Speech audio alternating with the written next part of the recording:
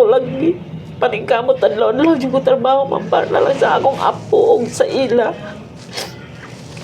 Para makakuha ma'am niya karon. Usa ka mag-inahan nga patas nga nanginabuhi isip manicurista kini aron masuportahan ug mabuhi ang ilang pamilya.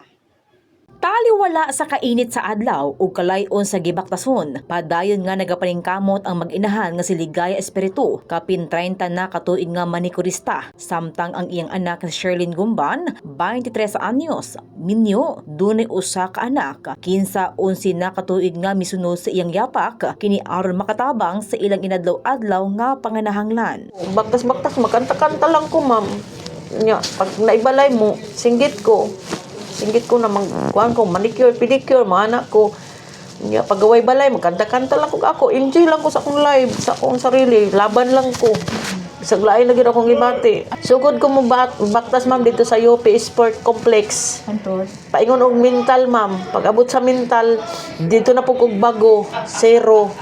Pag abot sa bago zero, tuyok na pud ko. Paingon na pud ko sa kanang unsay nga na ngalan na lugar kanang plan kanang mga kuan gali sa mga tao gali dito kanang location dito ko ma'am, abot ko dito. Nya usay alas 4 na magdagkara-kara na kog uli. Nya akong income 500. Nun ma'am, tan-awon akong kwarta 500 ra gyud. Nya ang 100 akong iplite paingon sa location, paingon sa mental. Pag abot sa mental na sobra 40. Nya mamalingkin ako. Mamalit na ko mga bugas, 2 kilo lang, ana. Nya karon man pag abot na ako dito sa mental, human ako pamalit sakay kong motor. Nya ang 40 na bilin, ma'am, punan na lang nako siya 100 Gs para 50. Makasaka na ko dito sa amo, ma'am. Nya pag uli na ako sa balay, wala. Nya may una pa akong anak na nakatuo estudyante, ma. Balo na mo, kung wala jud ko na. Dili matago sa itsura ni Ligaya ang pagkadismaya sa panahon nga mangayo og pangbalon ang anak ni ini.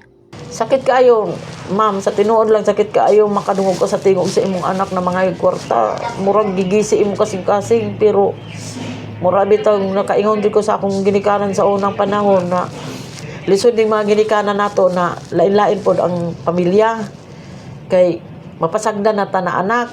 Apan luyo sa ilang pagpaningkamot, adunay higayon nga muuli sila nga walay kita. Nagihigayon ma'am, kasagaran jud. Kasagaran jud mi ma'am, namukaon mi og gabi og saging o kamuti. Kaya naman. Wala man gyud income. Lagi income.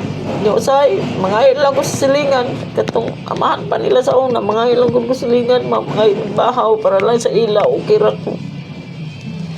Ya kana akong paglakaw-lakaw ma'am, abi ninyo og lalim ma'am. Nakadungog man gyud akong anak karon, wala gyud ikaunay paniudto ako. Mao nang magsakit akong opera permanente. Wala ko ipaniudto permanente. Mao nang pag-uli na ako sa balay, mura kog makulaps na di ko kasabot. Mao nang English lang sa kamay, o sakit akong mga bagtak. Nya kuntihan magbutod ma'am, murag bula.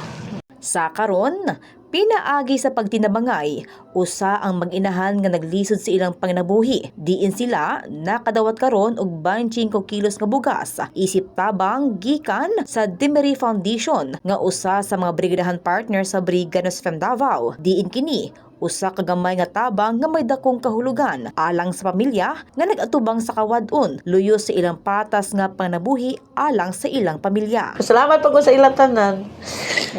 Kunya, pasalamat ko sa ilang tanan na mao din na diri brigada makahatag kalinaw kuan sa kinabuhi mo, makasumpay bagigyap sa kapas mo ma'am. Lagi-lagi yung kumab sa kalipay kay hindi na may kapalit ang bugas karon. Ang among gimanicure sa imo, ma'am. Palit na mo ng isda. There's no joy. Nalipay. Kaya wala may naon nga. Wala may bugas. Balag. Naku na kayo nakalipay sa mga mangkoy. Kaya nang may bugas. Balag wa misudan. Kaya makakaon. Nagtarong ako mga mangon. Akong pag-umangkon. Naku dyan kayong tabang sa mua, ma'am. Kaya ang 25 kilos na bugas, abot na nabugkuhan. 2 ka simana. Diyan makaiswila na kumangkod. Kaya di na sila problema na sila pangmahaw. Kanang kaunod na pamahaw. Ang bugas nga ilang nadawat, usa ka gasa sa pagpakabana gikan sa makatawhan, apan ang ilang pagpaningkamot, magpabilin kini alang sa mas maayong kaugmaon. In the heart of changing lives, ako si Brigada Justin Rose Pabi, kauban ang One Tahanan Party List sa 93.1 Brigada News FM Davao, The Music and News Authority.